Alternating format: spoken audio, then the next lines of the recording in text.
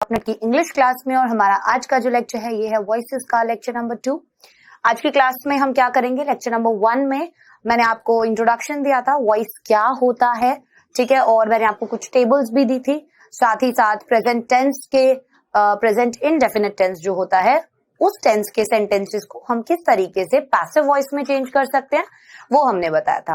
अब जो वॉइस होती है वो हम जैसे आम बोलचाल की भाषा में जो बातें बोलते हैं, कोई भी चीज जो लिखी हुई होती है, चाहे न्यूज़पेपर उठा लो, कुछ भी चीज देख लो, सब जगह जो बात कही गई होती है वो वॉइस में कही गई होती है, एक्टिव वॉइस में।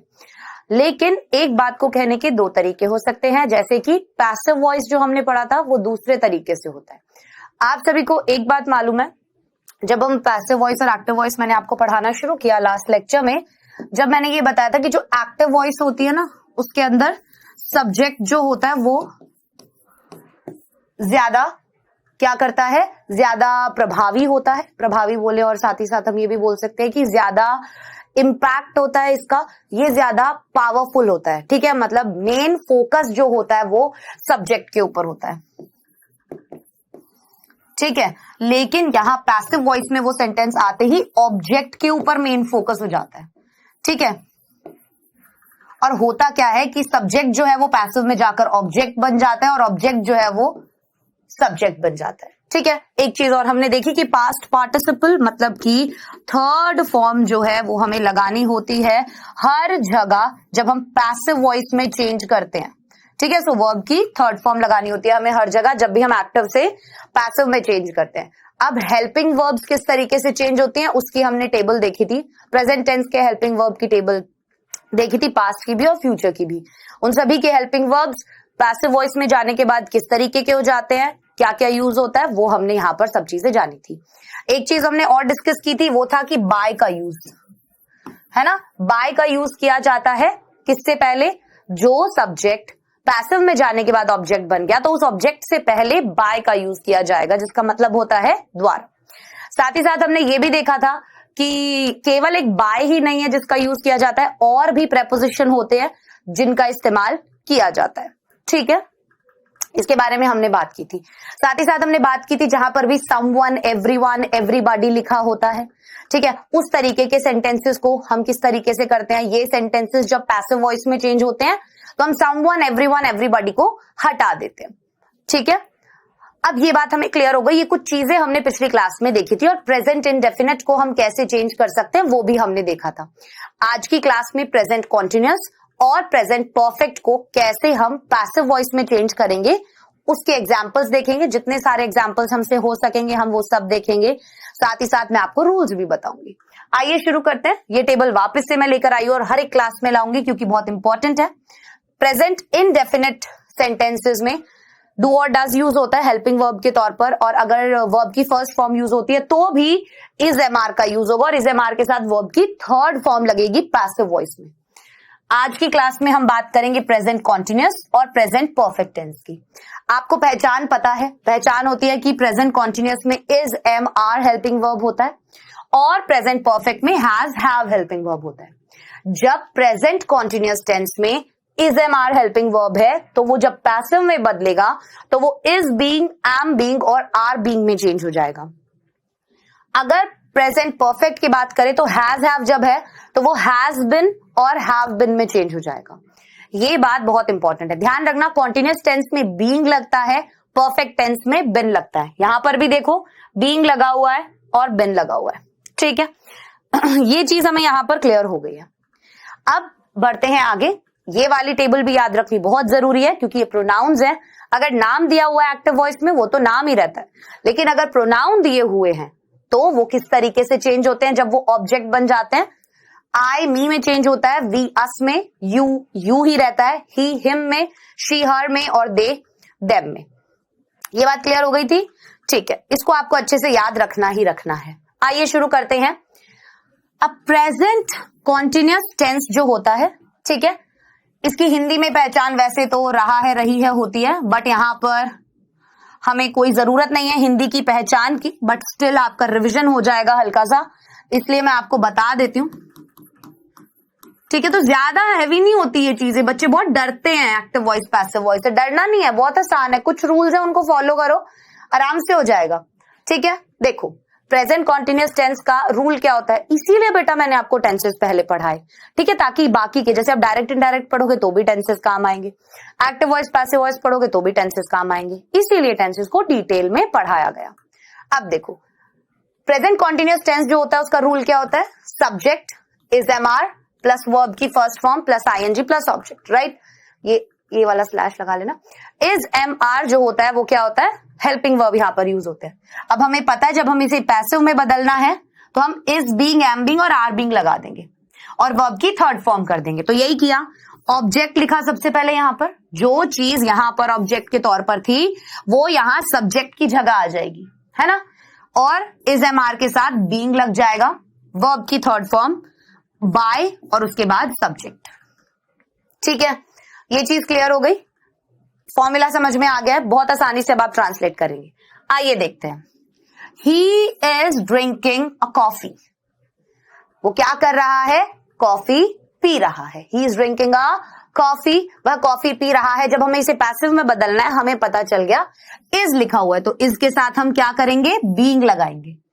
ठीक है, और साथ ही साथ हमने करा वर्ब की थर्ड फॉर्म। अब यहां पर अ कॉफी और ही क्या था हमारा सब्जेक्ट, कॉफी हमारा ऑब्जेक्ट था, अ कॉफी हमारा ऑब्जेक्ट। तो ये अ कॉफी पूरा उठकर सब्जेक्ट की जगह आ गया, अ कॉफी इज।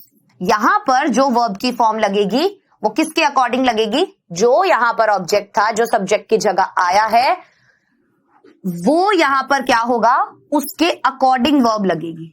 ठीक है, इसके अकॉर्डिंग वर्ब नहीं लगेगी, इसके अकॉर्डिंग नहीं लगेगी, इसके अकॉर्डिंग लगेगी पैसिव में। ठीक है, so a coffee is being drunk by him. Drink, drank, drunk verb की थर्ड फॉर्म, बाय लिखा हमने और उसके बाद हिम कर दिया।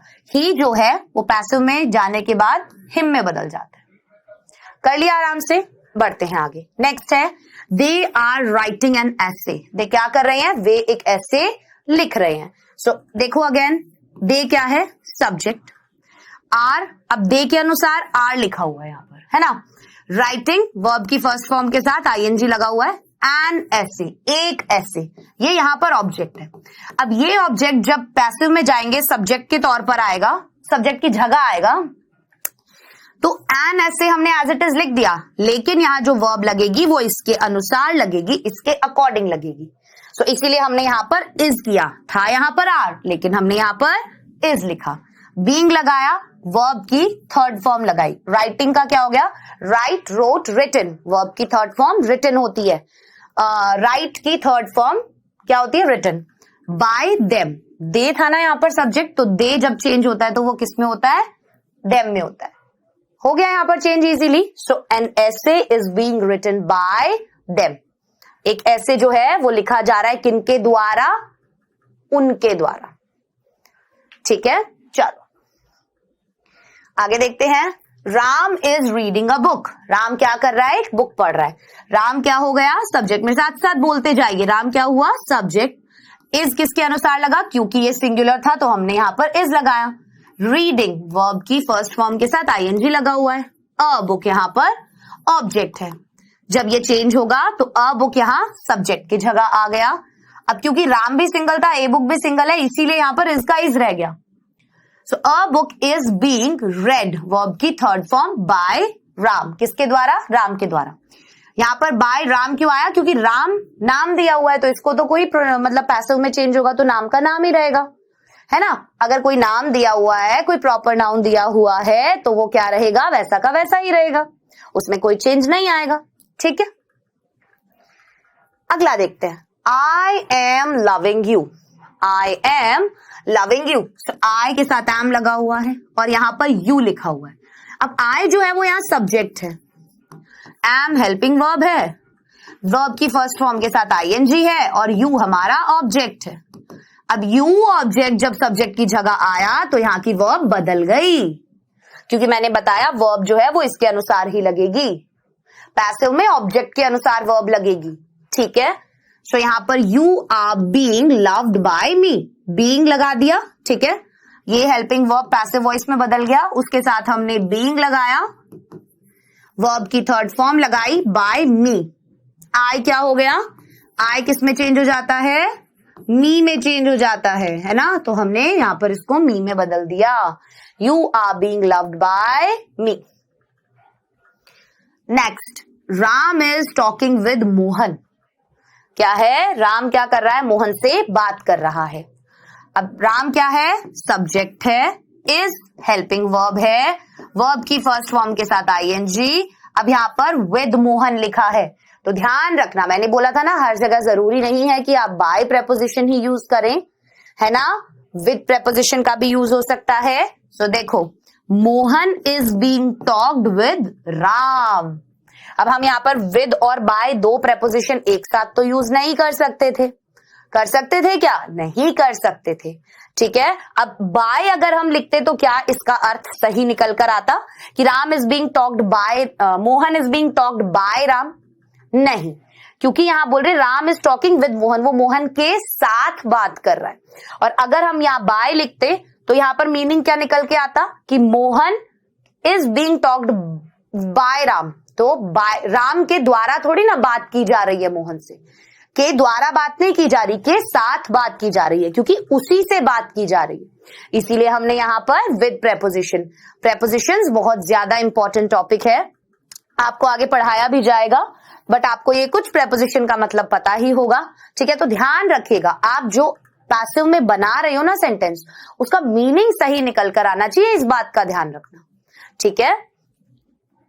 शी इज टीचिंग राम, वो क्या कर रही है, राम को पढ़ा रही है। तो शी क्या है, हमारा सब्जेक्ट है, इज हमारा हेल्पिंग वर्ब है, ये वर्ब की फर्स्ट फॉर्म के साथ आईएनजी लगा हुआ है, और यहां पर हमारा ऑब्जेक्ट लगा हुआ है। एग्जाम में ऐसे ही सवाल आते हैं, आपको एक्टिव वॉइस में दे देंगे, आपको पैसिव में बदलना होगा, या आपको पैसिव में दे देंगे, एक्टिव में बदलना होगा। देखो बेटा, पैसिव से एक्टिव में बदलना भी कोई मुश्किल काम नहीं है। जैसे अगर हम फर्स्ट वाला एग्जाम्पल देखें, या फिर हम यही वाला देख लेंगे, जैसे शी इज टीचिंग राम, वो क्या कर रही है, राम को पढ़ा रही है। अब ऑब्जेक्ट या सब्जेक्ट की जगह आया कि Ram is being taught, verb की थर्ड फॉर्म हो गई, किसके द्वारा पढ़ाया जा रहा है, बाय हर। शी जो है वो यहां पर हर में चेंज हो गया। अगर हमें केवल ये दिया होता, ये हटा दो, हमें ये दिया होता Ram is being taught by हर, इसको हम पहचानते कैसे, अगर ये दिया होता तो हमें ये पता होता कि देखो भाई, क्योंकि ये पैसिव वॉइस का है, तो मतलब कि अगर हमें एक्टिव में बताना है तो ये ऑब्जेक्ट की जगह चला जाएगा और ये सब्जेक्ट की जगह चला जाएगा। हर जो है वो एक्टिव में आएगा तो शी में बदल जाएगा, और राम जब एक्टिव में आएगा तो वो राम ही रहेगा। दूसरी चीज, अगर यहाँ पर इज बीइंग लगा है तो इज बीइंग पैसिव में कब लगता है, प्रेजेंट कॉन्टिन्यूअस टेंस में, और प्रेजेंट कॉन्टिन्यूअस टेंस का फॉर्मूला क्या होता है, सब्जेक्ट प्लस वर्ब की, subject plus is am are plus verb की फर्स्ट फॉर्म के साथ आईएनजी प्लस ऑब्जेक्ट, ऐसे ही रहता है ना। तो अब आपको ये पता चल गया, तो आप सिंपल तरीके से क्या करोगे, केवल पैसिव वॉइस में जो आपने ऑब्जेक्ट की जगह लिखा है और जो आपने सब्जेक्ट की जगह लिखा है उसकी बस हेरा फेरी कर दोगे, ठीक है। और वर्ब की फर्स्ट फॉर्म के साथ आईएनजी लगाकर, और ये मेन वर्ब देख लिया आपने, टॉट लिखी है तो ये टीच है, तो इसका टीचिंग हो जाएगा ना। तो ऐसे ही चलता है ये, ठीक है। अगर आपको कभी भी पैसिव में दिया हो ना, तो आप ये सारे फॉर्मूलाज आपको याद रखने होंगे कि अगर पैसिव में दिया हुआ है तो कौन सा टेंस जब हम पैसिव में बदलते हैं तो वो ऐसा हो जाता है ना। जैसे इज बीइंग कौन से टेंस में लगता है पैसिव के अंदर, प्रेजेंट कॉन्टिन्यूअस में, ऐसे आपको याद रखना होगा, ठीक है बेटा। आगे बढ़ते हैं, अब बात करेंगे प्रेजेंट परफेक्ट टेंस की। अभी तो हमने किसकी बात की, प्रेजेंट कॉन्टिन्यूअस टेंस की बात की, अब हम प्रेजेंट परफेक्ट की बात करें। देखो प्रेजेंट परफेक्ट में क्या होगा, सिंपल सा रूल हमारा प्रेजेंट परफेक्ट का होता है कि हम सब्जेक्ट प्लस हैज हैव लगाते हैं, और वर्ब की थर्ड फॉर्म इसमें ऑलरेडी होती है। क्या होती है, वर्ब की थर्ड फॉर्म इसमें ऑलरेडी होती है, और उसके बाद ऑब्जेक्ट लिखा जाता है।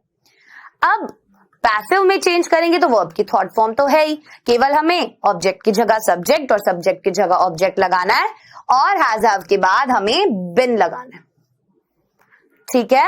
हैज बीन और हैव बीन लगाना है, क्लियर हो गई। तो ऑब्जेक्ट आ जाएगा पहले, फिर हैज हैव आएगा, फिर बीन आएगा, फिर वर्ब की third form as it is रहेगी, वैसे भी उसमें थर्ड फॉर्म ही लगती है, फिर बाय लिखेंगे और फिर हम सब्जेक्ट लिख देंगे। आइए देखते हैं कुछ एग्जांपल्स। सी, अभी मैं आपको जनरल रूल्स बता रही हूँ टेंसेस के, फिर मैं आपको अलग अलग जैसे इंपैरेटिव सेंटेंस हुए या फिर जिन सेंटेंसेस में मॉडल्स का यूज होता है, ठीक है, और अलग अलग तरीके के जो सेंटेंस होते हैं उनमें क्या क्या बदलाव होते हैं या उनको हम कैसे पैसिव में करते हैं वो भी मैं आपको बताऊंगी। एक बार हम टेंसेस वाला पार्ट कंप्लीट कर लें, ठीक है। So see, Ram has eaten an apple, Ram has eaten an apple. So an apple यहां पर क्या है, ऑब्जेक्ट है, राम यहां पर क्या है, सब्जेक्ट है। अब जब हमने पैसिव में बदला तो राम जाएगा यहां पर, एन एप्पल आएगा इधर आएगा, तो एन एप्पल क्या हो गया, ऑब्जेक्ट जो पहले लिखा गया, हैज लगाया, हैज के साथ बीन लगाया, वर्ब की थर्ड फॉर्म रही बाय राम, बाय का ऐड हमें करना है ना, बाय हमें यहां पर जोड़ना है। Again, they have written a book, उन्होंने क्या लिखी, एक किताब लिखी, तो अ बुक यहां पर क्या है, ऑब्जेक्ट है, दे क्या है, सब्जेक्ट है। सो वापस से हम क्या करेंगे, अ बुक को यहां पर लिखेंगे, a book has been written, verb की third form by them, they जो है वो पैसिव में जाने के बाद देम में बदल जाता है, तो हमने सिंपल तरीके से बदल दिया, कोई दिक्कत ही नहीं हुई हमें, है ना। आगे देखते हैं, she has told my story, उसने क्या की, मेरी कहानी सुनाई। तो परफेक्ट टेंस तो बहुत इजी है चेंज करना, क्योंकि ऑलरेडी इसमें थर्ड फॉर्म होती है, केवल सब्जेक्ट और ऑब्जेक्ट की जगह बदलो, बाय ऐड कर दो, और एक चीज और आपको क्या करनी है, बिन लगाना है, हैज हैव के साथ आपको बिन लगाना है, ठीक है। तो देखो, my story has been told by हर, मेरी कहानी जो है वो सुनाई गई किसके द्वारा, उसके द्वारा, मेरी कहानी उसके द्वारा सुनाई गई। हो जाएगा, समझ में आ गई बात। शी यहां पर क्या था, subject, has helping verb, told verb की third form, my story object. So my story object जो है वो यहां पर आ गया, हैज के साथ आपने बिन लगाया, वर्ब की थर्ड फॉर्म लगाई, बाय लगाया, और शी जो है वो पैसिव में जाने के बाद हर में बदल गया, शी जो है वो पैसिव में जाने के बाद हर में बदल गया। तो केवल एक चीज यहां पर ध्यान रखनी होती है, और वो क्या है कि सब्जेक्ट ऑब्जेक्ट जब चेंज कर रहे हो उसमें कोई गलती ना हो, बाय आप मिस ना करें, और वर्ब की थर्ड फॉर्म में गलती ना हो, और साथ ही साथ क्या चीज, हेल्पिंग वर्ब पैसिव में जाने के बाद क्या होता है। सो जो इंपॉर्टेंट पॉइंट्स हैं पैसिव में चेंज करने के, वो क्या हो गए, सब्जेक्ट और ऑब्जेक्ट इंटरचेंज करते हैं अपनी जगह, दूसरी चीज वर्ब की थर्ड फॉर्म, तीसरी चीज हेल्पिंग वर्ब कैसे बदलती है पैसिव वॉइस में, और बाय कहां ऐड होता है। अगर आपने ये चारों चेंजेस किए हैं तो काफी हद तक आपका सेंटेंस ठीक होगा, 99%। कुछ जगह गलत हो सकता है, क्योंकि वहां अगर बाय का यूज नहीं हो रहा है तो आप गलती कर सकते हैं, ठीक है। बाकी हर जगह यही रूल जो है वो अप्लाई होता है। कुछ एक्सेप्शनल सेंटेंसेस होते हैं, वहां पर थोड़ी सी गड़बड़ हो सकती है आप लोगों से, लेकिन वो एक्सेप्शनल जो है वो भी मैं आपको बताऊंगी। एक्सेप्शनल मतलब कि जो साधारण सेंटेंसेस से थोड़े से अलग टाइप के होते हैं, ठीक है। चलो, सी, आई हैव टॉट हिम, मैंने उसे पढ़ाया है। अब I subject, have helping verb, taught verb की थर्ड फॉर्म, हिम ऑब्जेक्ट। अब हिम ऑब्जेक्ट जो है वो पैसिव में जाने के बाद क्या हो जाएगा, ही हो जाएगा, है ना। हिम जो है उसे हम पैसिव में चेंज करेंगे तो वो ही हो जाएगा। क्यों होगा, क्योंकि यहां पर ये सब्जेक्ट की तरह काम करेगा, इसीलिए, ठीक है। क्या करेगा, ये सब्जेक्ट की तरह काम करेगा, इसलिए। सो यहां पर he has been taught by me, he क्या हो गया, सब्जेक्ट बन गया, हैज यहां पर हमने आई के साथ हैव लगाया था, लेकिन क्योंकि ही हमारा अब की बार पैसिव में सब्जेक्ट है, इसीलिए हम यहाँ हैज लगा रहे हैं। तो सिंगुलर और प्लूरल बहुत मैटर करता है। आप जब पैसिव में बदल रहे हो तो आपको ध्यान क्या रखना है कि आप जो वर्ब लगा रहे हो, क्या वो पैसिव में जो ऑब्जेक्ट हमने लिखा है सब्जेक्ट की जगह, उसके अनुसार लगाई है या नहीं, उसके अकॉर्डिंग लगाई है या नहीं, ठीक है। You have rung the bell. You have rung the bell. You subject, have verb की third form, sorry helping verb, ठीक है।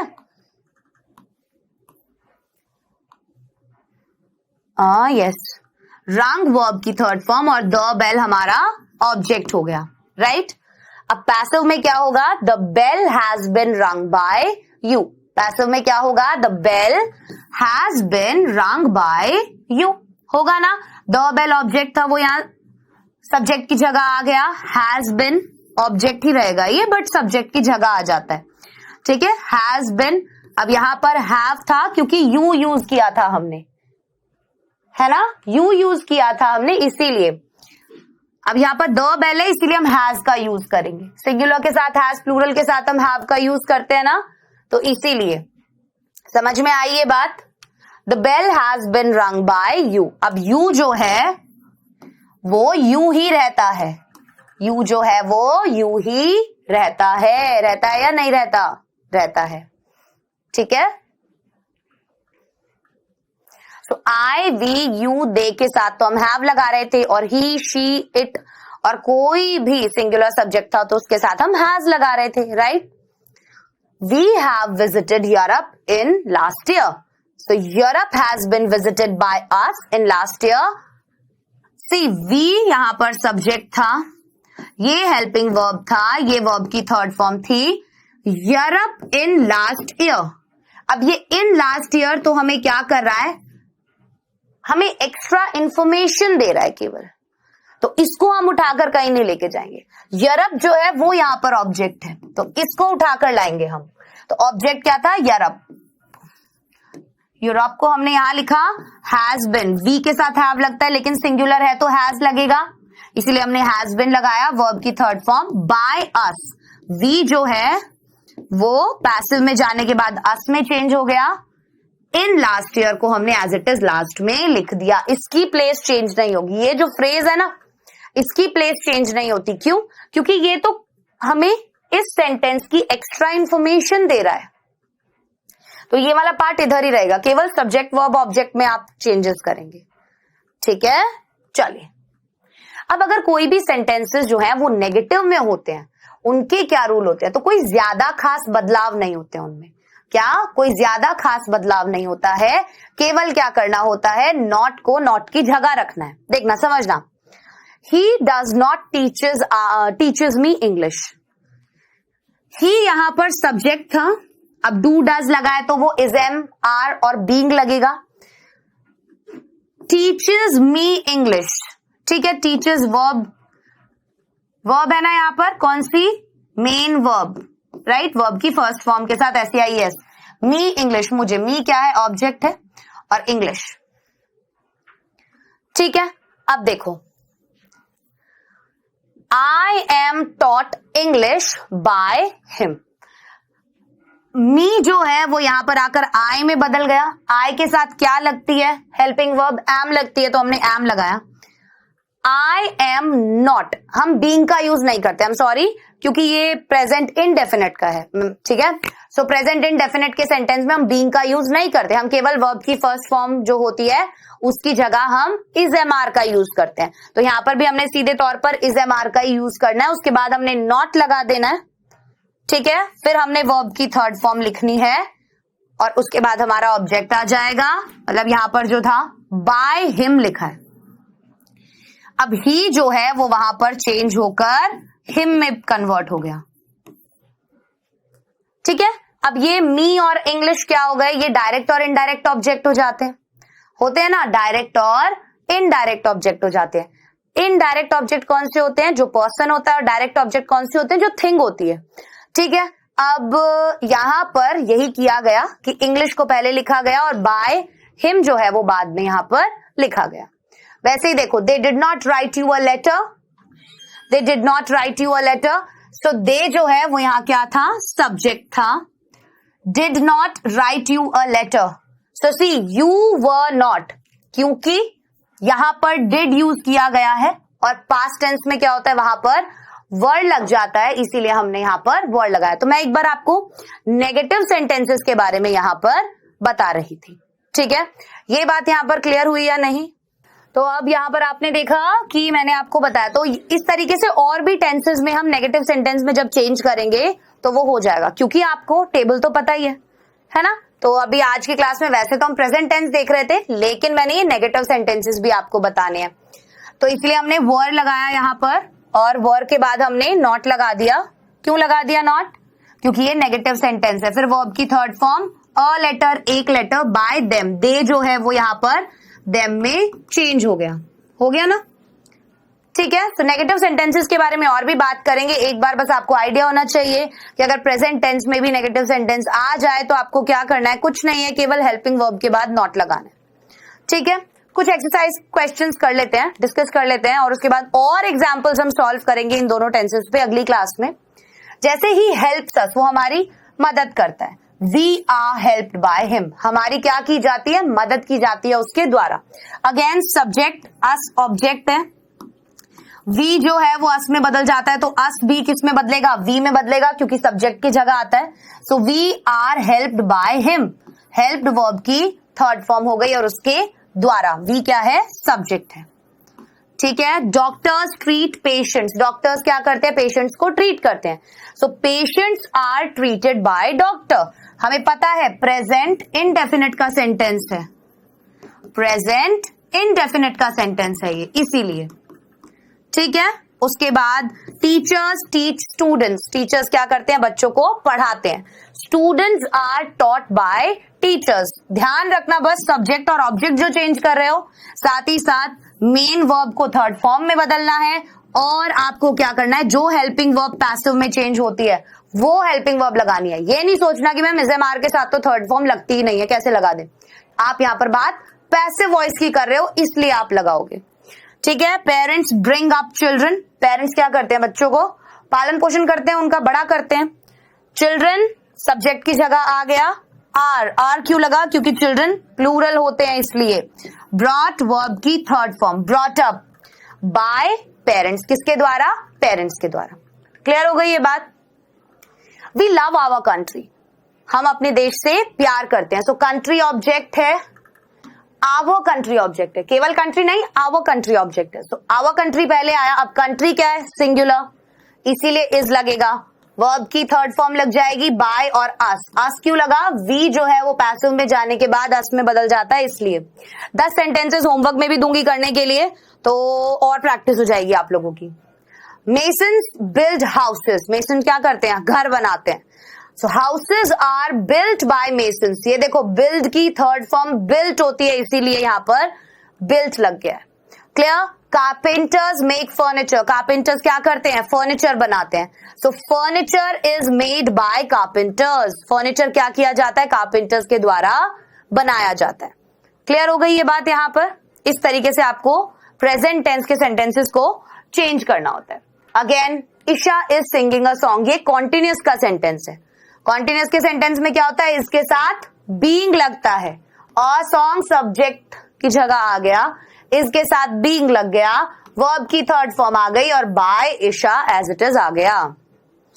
Kritika is not chopping vegetables, Kritika क्या नहीं कर रही, सब्जियां नहीं काट रही है। So vegetables are not being chopped by Kritika, vegetables object था, सब्जेक्ट की जगह आ गया, आर नॉट अगेन नेगेटिव था, इसीलिए हेल्पिंग वर्ब के बाद नॉट लगा, उसके बाद बीइंग लगा। ध्यान रखना बीइंग के बाद नॉट मत लगाना, पहले लगाना है। चॉप्ड वर्ब की third form bye Kritika. Clear. अब बारी है क्विज की। क्विज का पहला क्वेश्चन आपके सामने ये रहा, change into passive voice, he opens the door. अब आपको इसको पैसिव वॉइस में चेंज करना है कि वह दरवाजा खोलता है। The door is opened by him, the door is being opened by him, the door has been opened, या फिर नन।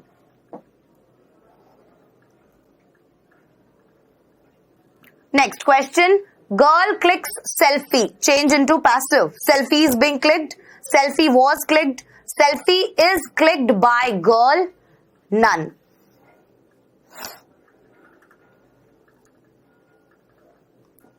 चलिए, सो क्वेश्चन नंबर 1 जो था उसका जवाब क्या होगा, the door is opened by him, क्योंकि ओपन्स लिखा है मतलब कि प्रेजेंट इनडेफिनिट का है। प्रेजेंट इनडेफिनिट में पैसिव में बदलते हैं, इज आता है, इज एम आर आता है। डोर सिंगुलर है इसीलिए इज आया, वर्ब की थर्ड फॉर्म बाय हिम, ही जो है वो हिम में बदल गया, पहला वाला ठीक है, ठीक है। बीइंग नहीं आएगा इसीलिए ये गलत है, हैज बीन नहीं आएगा इसलिए ये गलत है।